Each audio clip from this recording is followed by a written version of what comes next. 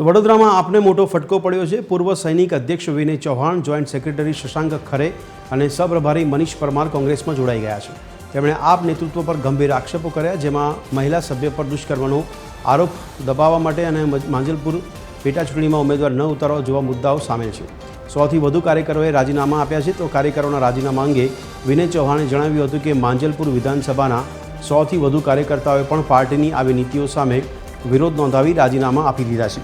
150 વર્ષ જૂની કોંગ્રેસ પાર્ટીમાં જોડાઈને તેમણે ગર્વ અનુભવ્યો હોવાનું વ્યક્ત કરી આગામી સમયમાં કોંગ્રેસને મજબૂત કરવા માટે કામ કરવાનો નિર્ધાર વ્યક્ત કર્યો।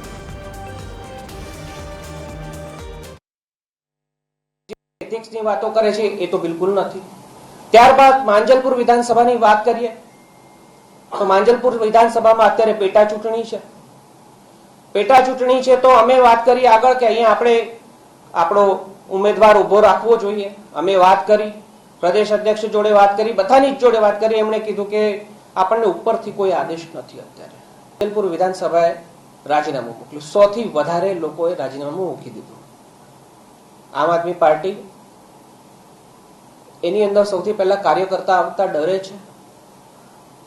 એની અંદર કેસો થઈ જાય છે ત્યારે કોઈ વકીલો નથી મળતા। અમને બહુ મુશ્કેલીથી અમે કાર્યકર્તાઓ ભેગા કરીએ છીએ ને એ કાર્યકર્તા એટલા મુશ્કેલી વાળા કાર્યકર્તાઓએ 100 લોકોએ રાજીનામું મૂક્યું છે। વિચાર કરો તમે કયા લેવલ પર ફ્રસ્ટ્રેટ થયા છે। એટલે અમને કુલ જમા એ લાગ્યું કે કમજોર કરવા માટે વિપક્ષને આ પાર્ટી છે, એ સિવાય બીજું કંઈ નથી।